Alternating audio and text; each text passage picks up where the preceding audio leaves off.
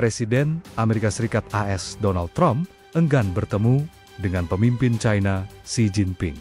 Perang dagang antara kedua negara kembali membara.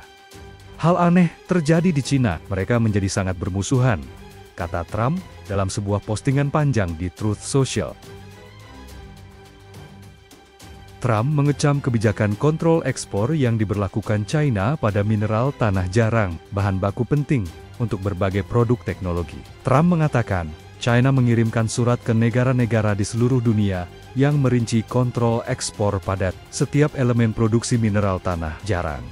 Saya seharusnya bertemu Presiden Xi Jinping dalam 2 minggu di APEC di Korea Selatan, tetapi sekarang tampaknya tidak ada alasan untuk melakukannya.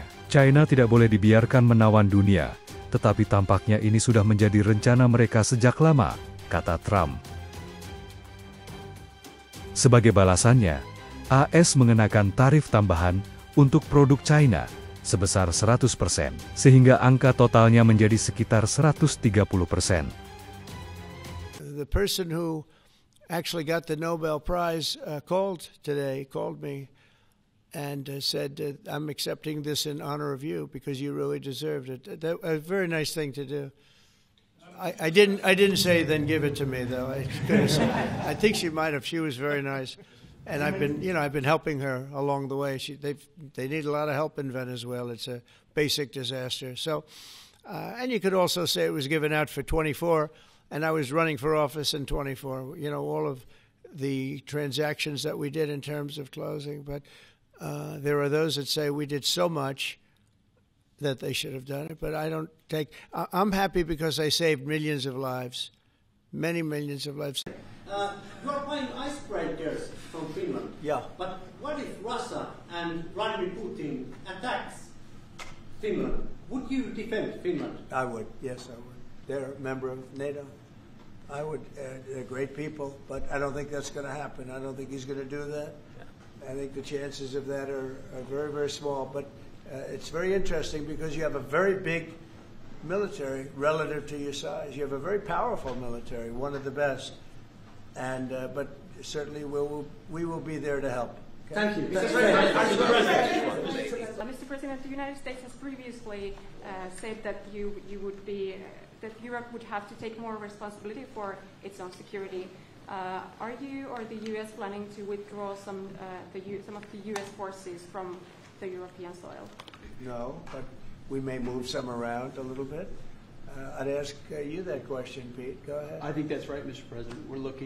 We're very much heartened by your leadership to get NATO to rise up to 5%, which means they can take primary responsibility for defense of the continent. But that doesn't mean America is abandoning NATO in Europe. But we could look at where our troops are postured, what makes the most sense for America and our NATO allies. We have a lot of troops in Europe, as you know, a lot. And we can move them around a little bit. But no, basically we'll be pretty much set. I had the honor of asking you originally if you would designate Antifa a terror organization. And I stand here before you today, and I'm echoing what Andy said over here. Are you going to work with your administration as the Secretary of State's here? Are you going to work with your administration to designate it a foreign terror organization? You mean it a terror? Antifa? A foreign terror organization. Well, has that been done? Pretty close, right? Would you like to see it done? Yes, Mr. President. You think it would help? They have foreign links I'd be glad all to across do it. Western I think it's Europe. the kind of thing I'd like to do. If you'd like, does Middle everybody East. agree? If you agree, I agree. Let's get it done. Okay? Let's get it done. Marco, we'll take care of it. Mr. President. That's international, you mean? Yes. International. Mr. President. Sounds good to me. Foreign terror organization. Steve, are you okay with it?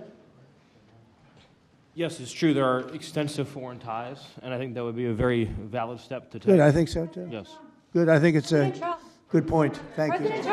China, if I could, just want to confirm, have you canceled your meeting with President Xi? And no, I haven't canceled, but I don't know that we're going to have it. But I'm going to be there regardless, so I would assume we might have it. But, they hit the world with something that really is not anything that people are going to do. And it was shocking. I can tell you, Howard and I and Todd, we all, Scott, we were all speaking about it before.